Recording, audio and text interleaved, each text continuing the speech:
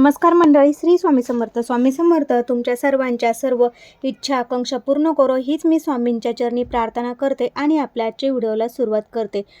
तर आपण आजच्या नवीन व्हिडिओमध्ये आपण बघणार आहोत उद्या 3 ऑक्टोबरला म्हणजे उद्यापासून शारदीय नवरात्राला सुरुवात होणार आहे. नवरात्रीचा हा सण स्वच्छता, सात्विकता आणि पवित्रतेचा प्रतीक आहे. नवरात्रीच्या या 9 दिवसांमध्ये अनेक जणांच्या घरात घट बसवले जातात किंवा काही घरामध्ये अखंड दिवा हा लावला जातो. या दरम्यान घरात प्रत्येक स्त्रीने देवीची पूजा, सेवा, आराधना, उपासना करत असते. पण हे सर्व काही करणं आपल्याला नकळत काही आपल्याकडून चुका होत असतात किंवा घडत असतात आणि ज्यामुळे नवरात्रीत केलेल्या सेवेचं आणि आपल्याला व्रताचे फळ हे आपल्याला मिळत नाही. आणि म्हणून नवरात्रीच्या या 9 दिवसामध्ये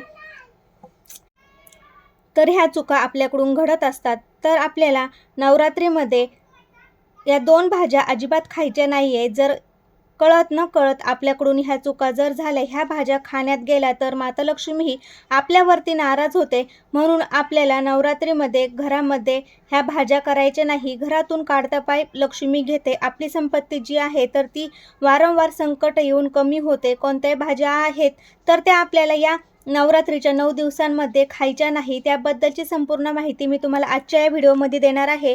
त्यासाठी व्हिडिओ अजिबात स्किप न करता शेवटपर्यंत नक्की बघा. चॅनलवरती नवीन असाल तर आपल्या पूजा हॉबी चॅनलला नक्की सबस्क्राईब करा आणि शेजारील बेल आयकन देखील प्रेस करा, म्हणजे मी जे काही नवनवीन व्हिडिओ अपलोड करेल त्याचं नोटिफिकेशन सर्वात अगोदर तुम्हाला मिळेल. नवरात्रीच्या दिवसात दुर्गा मातेचे 9 विधिवत रूपांची पूजा आराधना ही केली जाते. तर दुःख हरवणारी, त्यामुळे दुर्गा देवी भक्त या काळात आपली दुःख व समस्या नाहीशा व्हाव्यात म्हणून यासाठी मातेकडे प्रार्थना करत असतात. तसेच तिला प्रसन्न करून घेण्यासाठी नवरात्रीत व्रत, वैकल्य, पूजा अर्चा, होम हवन तसेच उपवास देखील करतात. नवरात्रीच्या दिवसात उपवास करताना काही नियमांचे पालन जे आहे तर ते आपल्याला आवश्यक करायचे आहे. अनेक वेळा आपण नकळत काही गोष्टी सेवन करतो ज्यामुळे आपला उपवास तुटतो आणि आपण केलेल्या सेवेचे व्रताचे फळ जे आहे तर ते आपल्याला प्राप्त होत नाही. काही लोक नवरात्रीमध्ये 9 दिवस उपवास करत नाही, जे सप्तमी, अष्टमी आणि नवमीच्या दिवशी करत असतात किंवा उठता बसता उपवास करत असतात.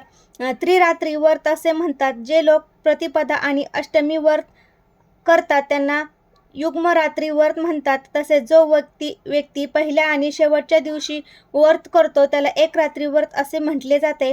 तर पहा, प्रत्येक व्यक्तीने या 3 प्रकारचे कुठलंही एक प्रकारचा व्रत जे आहे तर ते तुम्हाला करायचं आहे. आणि नवरात्रीमध्ये आपल्याला नवदुर्गे रूपेची पूजा करायची आहे. अशाने माता लक्ष्मी प्रसन्न होते. हे व्रत केल्याने जीवनातील अनेक अडचणी ज्या आहेत तर त्या दूर होतात असं म्हटलं जातं.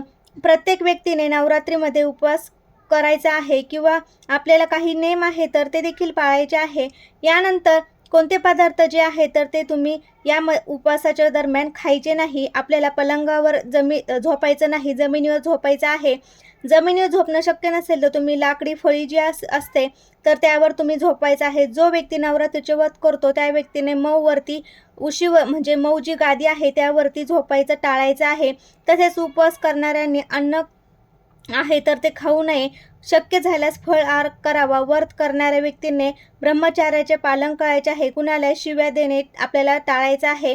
व्रत करणाऱ्यांनी आपल्या बोलण्यावर नियंत्रण ठेवायचं आहे. राग आहे तर तो क्रोध हा कमी करायचा आहे. तसेच उपवासाच्या काळात नखे किंवा केस देखील कापू नये. दाढी करणे तर आपल्याला टाळायचे आहे. तसेच या व्यक्तीने खोटे बोलणे किंवा कुणाशी भांडण करणे सत्य टाळायचं आहे. सत्याचे पालन हे करायचे आहे. आता जे व्यक्ती नवरात्रीचे व्रत करणार आहे मग तो नवरात्रीचा 9 दिवसांचा असो, पहिल्या किंवा शेवटच्या दिवसाचा असो किंवा शेवटचे 3 दिवस असो, या उपवासामध्ये तुम्हाला काही पदार्थ आहेत तर ते खाणे टाळायचे आहेत. तर यामध्ये तुम्हाला चुकूनही मीठ वापरायचं नाही. जे समुद्री मीठ आहे तर ते तुम्हाला या उपवासामध्ये पदार्थामध्ये वापरायचं नाही आहे. याऐवजी तुम्हाला सेंधव मिठाचा वापर जो आहे तो करायचा आहे. तसेच या नवरात्रीच्या उपवासामध्ये गहू तांदूळ यासारखे अन्न जे आहे तर ते सुद्धा सेवन आपल्याला करायचे नाही. कांदा लसूण यासारखे पदार्थ सुद्धा तुम्हाला टाळायचे आहे. तसेच हे तामसिक पदार्थ जे आहे तर ते देखील आपल्याला खायचं नाही. आणि गहू हे आहे तर त्यांना तामसिक पदार्थ मानलं जातं. शेंगा डाळी तांदूळ मैदा कॉर्नफ्लॉवर याचे सुद्धा तुम्हाला या उपवासामध्ये सेवन करायचे नाही. कारण नवरात्रीच्या व्रतामध्ये अनेक प्रकारच्या भाज्या फळे जे आहे तर ती खाल्ली जातात आणि यामुळे नक्की कुठल्या भाज्या आपल्याला खायच्या आहे किंवा कुठले फळं खायचे आहे आपल्याला कळत नाही. आणि न कळत आपल्याकडनं उपवासाला न चालणारे पदार्थ आहे तर ते सुद्धा खाल्ले जातात. आणि यामुळे तुम्हाला केलेल्या सेवेचे किंवा व्रताचे फळ जे आहे तर ते मिळत नाही. या उपवासाच्या दरम्यान नवरात्रीच्या व्रतामध्ये कुठले पदार्थ खाल्ले जातात तर बहुतेक लोक भाज्या खातात. तर जसे की बटाटे रताळे अरबी चकलू किंवा लाल भोपळा लिंबू कच्चं किंवा पिकलेला भोपळा किंवा अर्ध पिकलेला भोपळा कच्चा भोपळा तसेच टोमॅटो काकडी गाजर इत्यादी पदार्थ आहेत तर ते सेवन केले जाते. नवरात्रीच्या व्रतामध्ये ह्याचे सेवन केले जाते. नवरात्रीच्या 9 दिवसांमध्ये व्रत करताना आपण काही गोष्टी आहेत तर त्या पाळायच्या आहेत. पहिल्या आणि शेवटच्या दिवशी करतात तर बरेच जण शेवटच्या 3 दिवस करत असतात. परंतु या नवरात्रीच्या 9 दिवसांमध्ये आपल्याला अशा प्रकारच्या काही भाज्या आहेत तर त्या घरामध्ये चुकूनही खायच्या नाहीत. यामध्ये पहिली भाजी ती म्हणजे आपल्याला वांग्याची भाजी. नवरात्रीच्या 9 दिवसांमध्ये चुकूनही आपल्याला वांग्याची भाजी आहे तर ती सेवन करायची नाही. तुम्ही बघितलं असेल कुठलेही व्रत असेल तर हे व्रत सोडताना किंवा व्रताच्या आदल्या दिवशी आपण वांग्याची भाजी ही बनवत नाही. वांग हे तामसिक पदार्थ मानलं जातं आणि नवरात्रीच्या 9 दिवसामध्ये तामसिक पदार्थाचे सेवन हे चुकूनही आपल्याला करायचे नाही. म्हणून वांग्याची भाजी आपल्याला चुकूनही बनवायची नाही, सेवनसुद्धा करायची नाही. यासोबत कांदा आणि लसूण हे पदार्थ तामसिक पदार्थ मानले जातात. म्हणून तुम्हाला शक्य असेल तर तुम्ही कांदा आणि लसूण हे सुद्धा या पदार्थामध्ये वर्ज्य करायचं आहे. त्याचबरोबर पुढची सगळ्यात महत्त्वाची गोष्ट म्हणजे आपल्याला नवरात्रीच्या 9 दिवसांमध्ये चुकूनही मांसाहार करायचं नाही. त्यामध्ये मासे चिकन मटण अंडी हे कुठलेच पदार्थ आपल्याला घरामध्ये बनवायचे नाही आणि खायचे देखील नाही. तुम्ही उपवास करत असाल किंवा नसाल तरी तुम्हाला हे सेवन करायचं नाही. यामुळे देवी आपल्यावरती नाराज होते. आयुष्यामध्ये अडचणी संकटे हे येऊ लागतात. यामुळे आपल्याला या नवरात्रीच्या 9 दिवसांमध्ये तामसिक पदार्थ खायचे नाही.